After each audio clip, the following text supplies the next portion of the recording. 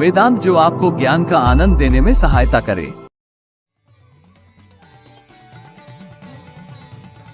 श्राद्ध कल्प। अग्निदेव कहते हैं, महर्षि कात्यायन ने मुनियों से जिस प्रकार श्राद्ध का वर्णन किया था उसे बतलाता हूं। गया आदि तीर्थों में विशेषतः संक्रांति के आदि के अवसर पर श्राद्ध करना चाहिए। अपराह्न काल में, अपर पक्ष, कृष्ण पक्ष में, चतुर्थी तिथि को अथवा उसके बाद की तिथियों में श्राद्धोपयोगी सामग्री एकत्रित कर उत्तम नक्षत्र में श्राद्ध करें। श्राद्ध के एक दिन पहले ही ब्राह्मणों को निमंत्रित करें। सन्यासी, गृहस्थ, साधु अथवा स्नातक तथा श्रोत्रिय ब्राह्मणों को जो निंदा के पात्र न हों, अपने कर्मों में लगे रहते हों और शिष्ट एवं सदाचारी हों, निमंत्रित करना चाहिए।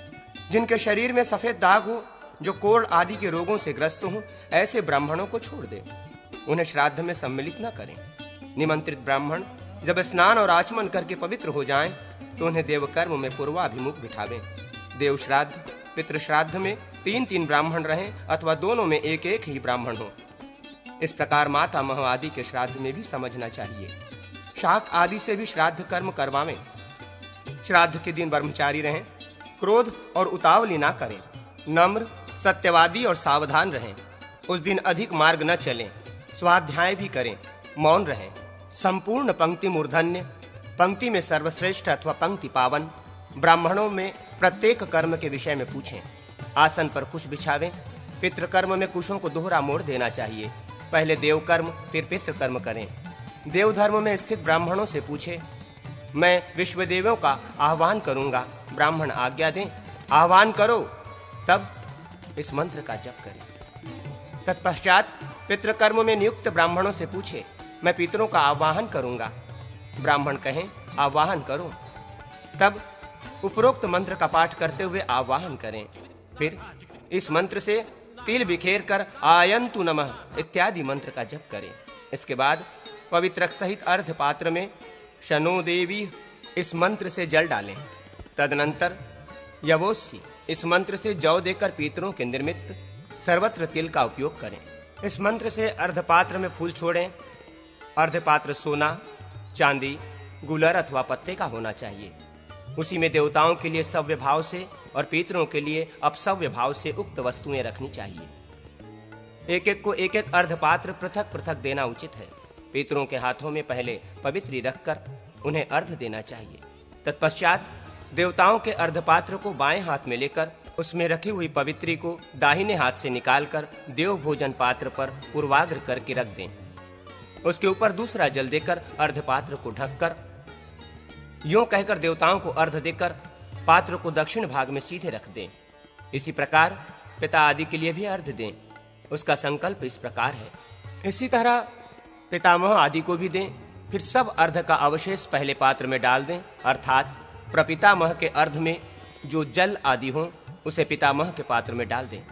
इसके बाद वो सब पिता के अर्घ पात्र में रख दें। पिता के अर्घ पात्र को पितामह के अर्घ पात्र के ऊपर रखें।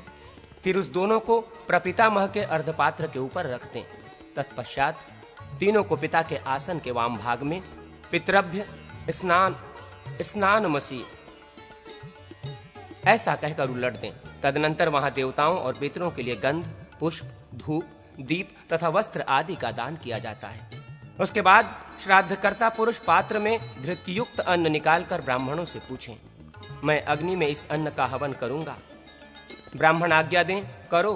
तब सानिग्न पुरुष तो अग्नि में हवन करे और निर्निग्न पुरुष पवित्र युक्त पितर के हाथ अथवा जल में मंत्र से आहुति दें। पहली आहुति अग्नेय कव्यवाहनाय स्वाहा कहकर दें। दूसरी आहुति सोमाय पितृमते स्वाहा इस मंत्र से दें। दूसरे विद्वानों का मत है कि यम एवं अंगिरा के उपदेश से आहुति दें। हवन से शेष बचे हुए अन्न में से क्रमशः देवताओं और पितरों के पात्रों में परोसे और पात्र को हाथ से ढक दें। उस समय निम्नांकित मंत्र का जप करें। उपरोक्त मंत्र पढ़कर अंत में ब्राह्मण के अंगूठे का स्पर्श करावें। यवोस्सी यवनास्मद्वेषो यवयाराति इस मंत्र से जौ छीटें और पितरों के पात्रों पर अपहर्ता असुरा रक्षासी वेदिशत इस मंत्र से तिल छींटकर संकल्प पूर्वक अन्न अर्पण करें। तदनंतर जुष्ध्वम आप लोग अन्न ग्रहण करें, ऐसा कहकर गायत्री मंत्र आदि का जप करें। उपरोक्त मंत्र का भी जप करें। पितरों को तृप्त जानकर पात्र में अन्न बिखेरें, फिर एक एक बार सबको जल दें। पूर्ववत सव्य भाव से गायत्री जप करके मधुवाता इस ऋचा का जप करें। इसके बाद ब्राह्मणों से पूछें, आप लोग तृप्त हो गए? ब्राह्मण कहें, हाँ हम तृप्त हो गए। तदनंतर शेष अन्न को ब्राह्मणों की आज्ञा लेकर एक में मिला दें और पिंड बनाने के लिए पात्र से बाहर निकालें और पितरों के उच्छिष्ट अन्न के पास ही अवनेजन करके कुशों पर संकल्प पूर्वक 3 पिंड दान करें। दूसरों का मत है कि ब्राह्मण जब भोजन के पश्चात हाथ मुंह धोकर आचमन कर लें तब पिंडदान देना चाहिए। आचमन के पश्चात जल, फूल और अक्षत दें। फिर अक्षोयदक देकर मनुष्य आशीर्वाद की प्रार्थना करें। ओम अघोराः पीतरः सन्तु, मेरे पीतर सौम्य हो, ऐसा कहकर जल गिरावे। फिर प्रार्थना करें, हमारा गोत्र सदा ही बढ़ता रहे, हमारे दाता भी निरंतर अभ्युदलशील हों, वेदों की पठन पाठन प्रणाली बढ़े, संतानों की भी वृद्धि हो, हमारी श्रद्धा में कमी न आवे, हमारे पास देने योग्य बहुत सामान संचित रहे, हमारे यहाँ अन्न भी अधिक हो, हम अतिथियों को प्राप्त करते रहें, अर्थात हमारे घर पर अतिथियों का शुभागमन होता रहे, हमारे पास मांगने वाले आवें किंतु हम किसी से ना मांगें। फिर स्वधा वाचन के लिए पिंडों पर पवित्रक सहित कुश बिछावें और ब्राह्मणों से पूछें, मैं स्वधा वाचन कराऊंगा? ब्राह्मण आज्ञा दें, स्वधा वाचन कराओ। तब श्राद्ध करता पुरुष इस प्रकार कहे, ब्राह्मणों आप लोग मेरे पिता, पितामह और प्रपितामह के लिए स्वधा वाचन करें। ब्राह्मण कहें, अस्तु स्वधा। तदनंतर उपरोक्त मंत्र से कुशों पर दुग्ध मिश्रित जल की दक्षिणाग्र धारा गिरावें।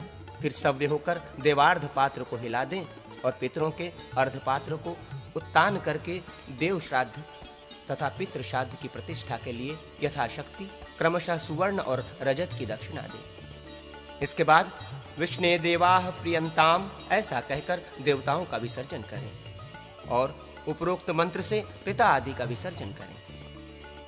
तत्पश्चात सव्य भाव से देवताभ्यस्य इत्यादि पढ़कर भगवान का स्मरण करें। फिर अब सव्य भाव से रक्षादीप को बुझा दें। उसके बाद सव्य भाव से भगवान से प्रार्थना करें। तदनंतर आ मा वाजस्य इत्यादि मंत्र पढ़कर ब्राह्मण के पीछे पीछे जाएं और ब्राह्मण की परिक्रमा करके अपने घर में जाएं। प्रत्येक मास की अमावस्या को इसी प्रकार पार्वण श्राद्ध करना चाहिए। अब मैं एकोदिष्ट श्राद्ध का वर्णन करूंगा। यह श्राद्ध पूर्ववत ही करें। इसमें इतनी ही विशेषता है कि एक पवित्रक, एक ही अर्ध और एक ही पिंड देना चाहिए। इसमें आवाहन, अग्निकरण और विश्वदेव पूजन नहीं होता। जहां तृप्ति पूछनी हो वहां स्वदीतम ऐसा प्रश्न करें। ब्राह्मण उत्तर दें, स्वदीतम उपतिष्ठाम कहकर अर्पण करें। अक्षोदयक भी दें। विसर्जन के समय अभिरत्याम का उच्चारण करें। ब्राह्मण कहे, अभिरताः स्मः, शेष सभी बातें पूर्ववत करनी चाहिए। अब सपिंडीकरण का वर्णन करूंगा। यह वर्ष के अंत में और मध्य में भी होता है। इसमें पितरों के लिए 3 पात्र होते हैं और प्रेत के लिए 1 पात्र अलग होता है। चारों अर्ध पात्रों में पवित्री, तिल, फूल, चंदन और जल डालकर भर दिया जाता है। फिर उन्हीं से श्राद्ध करता पुरुष अर्घ देता है। ये सामना इत्यादि 2 मंत्रों से प्रेत के अर्ध पात्र को क्रमशः तीनों पितरों के अर्ध पात्र में मिलाया जाता है। इसी प्रकार पिंडदान, दान आदि पूर्ववत करके प्रेत के पिंड को पितरों के पिंड में मिलाया जाता है। इससे प्रेत को पृथ्वी पदवी प्राप्त होती है। अब आभ्युदयिक श्राद्ध बतलाता हूँ। इसकी सब विधि पूर्ववत है। इसमें पितृ संबंधी मंत्र के अतिरिक्त अन्य मंत्रों का जप करना चाहिए। पूर्वाह्न काल में आभ्युदयिक श्राद्ध और उसकी प्रदक्षिणा करनी चाहिए। इसमें कोमल कुश ही उपचार है। यहाँ तिल के स्थान पर जौ का उपयोग होता है। ब्राह्मणों से पितरों की तृप्ति के लिए प्रश्न करते समय संपन्नम का प्रयोग करना चाहिए। ब्राह्मण उत्तर दे, सुसंपन्नम। इसमें दही, अक्षत और बेर आदि के ही पिंड होते हैं। आह्वाहन के समय पूछें, मैं नांदी मुख वाले पितरों का आह्वाहन करूंगा। इसी प्रकार अक्षय तृप्ति के लिए प्रियताम ऐसा कहें। फिर पूछें, मैं नांदी मुख पितरों का तृप्त वाचन कराऊंगा। ब्राह्मणों की आज्ञा लेकर कहें, नांदी मुखा पितरः प्रियंताम, नांदी मुख पितर तृप्त एवं प्रसन्न हो। माता, पितामह, प्रपितामही, पिता, पितामह, प्रपितामह और सपत्निक, मातामह, प्रमातामह तथा वृद्ध प्रमातामह ये नांदिमुख पितर हैं। आभ्युदयिक श्राद्ध में स्वधा का प्रयोग न करें और युग्म ब्राह्मणों को भोजन करावें। अब मैं पितरों की तृप्ति बतलाता हूँ। ग्राम में अन्न से तथा जंगली कंद, मूल, फल आदि से 1 मास तक पितरों की तृप्ति बनी रहती है और गाय के दूध एवं खीर से 1 वर्ष तक पितरों की तृप्ति बनी रहती है तथा वर्षा ऋतु में त्रयोदशी को विशेषतः मघा नक्षत्र में किया हुआ श्राद्ध अक्षय होता है। मंत्र का पाठ करने वाला, अग्निहोत्री, शाखा का अध्ययन करने वाला, 6 अंगों का विद्वान, त्रिनाचिकेत, त्रिमधु, धर्मद्रोण का पाठ करने वाला, त्रिसुपर्ण तथा वृहत साम का ज्ञाता ये ब्राह्मण पंक्ति पावन, पंक्ति को पवित्र करने वाले माने गए हैं। अब काम्य श्राद्ध कल्प का वर्णन करूंगा। प्रतिपदा को श्राद्ध करने से बहुत धन प्राप्त होता है। द्वितीया को श्राद्ध करने से श्रेष्ठ स्त्री मिलती है। चतुर्थी को किया हुआ श्राद्ध धर्म और काम को देने वाला है। पुत्र की इच्छा वाला पुरुष पंचमी को श्राद्ध करे। षष्ठी के श्राद्ध से मनुष्य श्रेष्ठ होता है। सप्तमी के श्राद्ध से खेती में लाभ होता है और अष्टमी के श्राद्ध से अर्थ की प्राप्ति होती है। नवमी को श्राद्ध का अनुष्ठान करने से 1 खुर वाले घोड़े आदि पशु प्राप्त होते हैं। दशमी में श्राद्ध करने से गो समुदाय की उपलब्धि होती है। एकादशी के श्राद्ध से परिवार और द्वादशी के श्राद्ध से धन धान्य बढ़ता है।